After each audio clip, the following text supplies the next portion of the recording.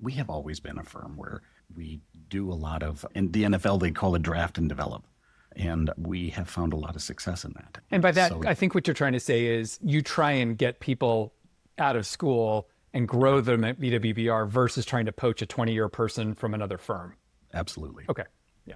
I think we've had a lot more success doing that. And 2022 and 2023 kind of demonstrated that to me very clearly, in that sometimes we had to back up and, your reference earlier, unlearn some bad habits from firms, people who had been at another firm for 15 I've done years. project management this way at my old firm, and they're like, cool, but...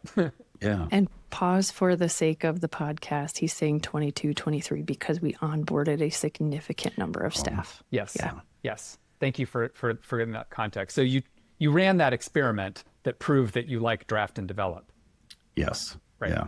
And I think I've mentioned that to Kari. I think we're way better served to bring people out of school, teach them how to do the job the way that we would like to see it done, and clients served the way we would like to see them taken care of, and buildings built in a manner that we would like to see in the field. Which is interesting because it goes back to landmark learning and why it's been so important to you. So if the philosophy of the company is draft and develop, well, man, getting those first 5 years right is really important.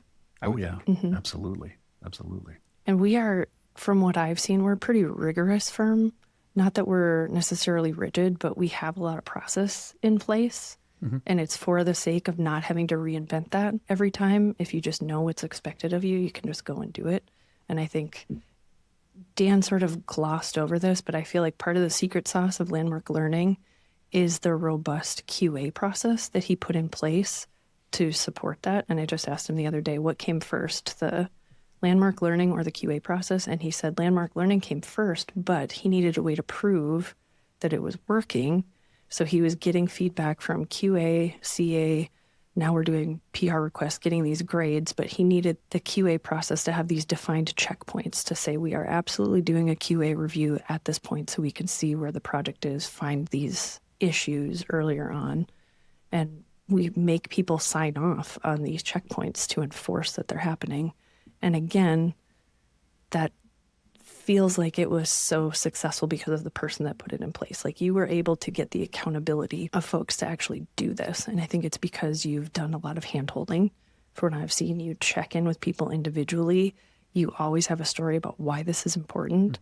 That's something I think about a lot. If somebody were to start their own program like this, it seems a bit daunting because even just mentioning so casually, yeah, we're tracking all of this stuff in Vantage Point. If somebody's not already doing that, the immediate pushback, I don't want to do all that data entry. Who's going to do that? We were lucky enough to have a person in place to configure the technology so that it had the fields and the views that people wanted to see to make that as easy as it could be.